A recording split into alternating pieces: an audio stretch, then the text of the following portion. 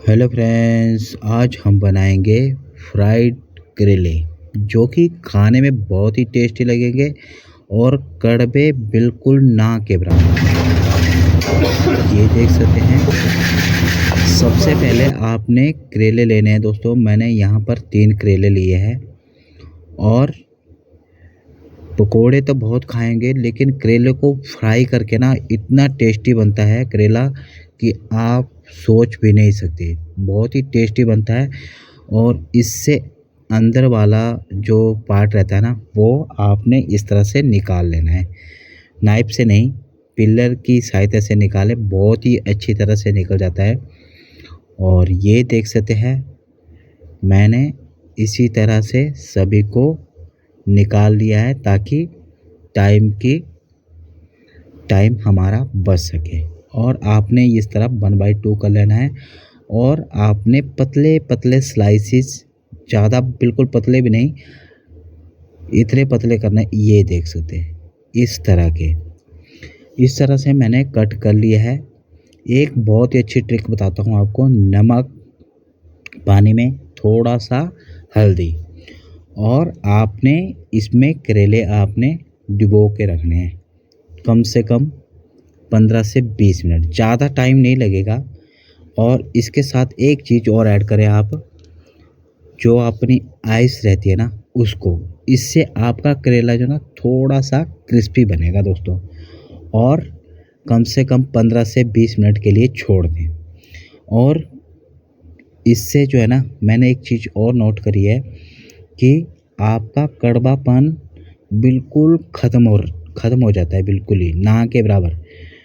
और आप एक बार मेरे कहने पर ट्राई ज़रूर करिएगा ताकि आपको भी इसी तरह की रेसिपी खाने में अच्छी लगे। सबसे पहले मैंने नमक ऐड करा है, थोड़ी सी हल्दी, थोड़ी सी कश्मीरी लाल मिर्च और थोड़ा सा गरम मसाला, थोड़ा सा किचन किंग और धनिया पाउडर और जीरा पाउडर। मसाले में यही चाहिए, और थोड़ा सा काला नमक और थोड़ी सी अजवाइन और लहसुन और अदरक का थोड़ा सा पेस्ट और थोड़ी सी लाल मिर्च। इसको करेंगे अच्छे से मिक्स, ताकि हमारे करेले में पहले तो मसाला अच्छे से लगना चाहिए दोस्तों, ताकि एक अच्छा टेस्ट आ सके। बहुत ही बेहतरीन रेसिपी है दोस्तों। अगर वीडियो आपको थोड़ा सा भी अच्छा लगे प्लीज़ लाइक ज़रूर करिएगा। अब इसको थोड़ा सा टेस्टी बनाने के लिए मैंने एक चीज़ और यूज़ करी है। थोड़ा 1 टेबलस्पून बेसन और 1 टेबलस्पून ही आपने सूजी ऐड करनी है, और उसके साथ चाहिए थोड़ा सा चावल का आटा। हाँ दोस्तों, इससे बहुत ही टेस्टी बनते हैं और क्रिस्पी इतने ना कि आप एक बार ट्राई नहीं, हफ्ते में 2 या 3 बार ट्राई कर सकते हैं। और आप बच्चों को टिफ़िन में भी दे सकते हैं।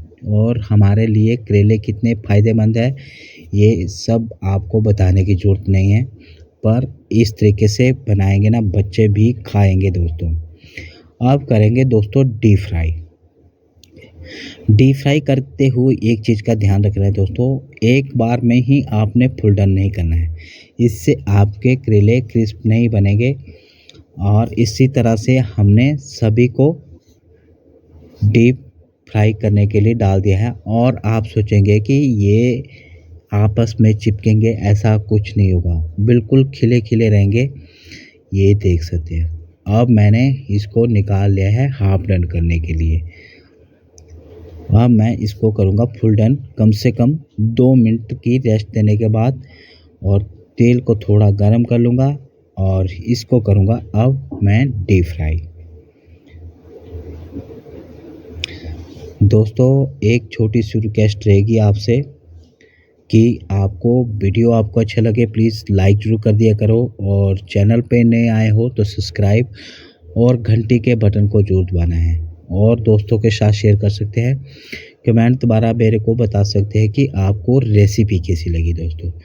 ये दोस्तों हमारे क्रिस्पी वाले करेले बनके रेडी हो चुके हैं। अब मैं आपको प्लेट पे सर्व करके दिखाता हूँ दोस्तों।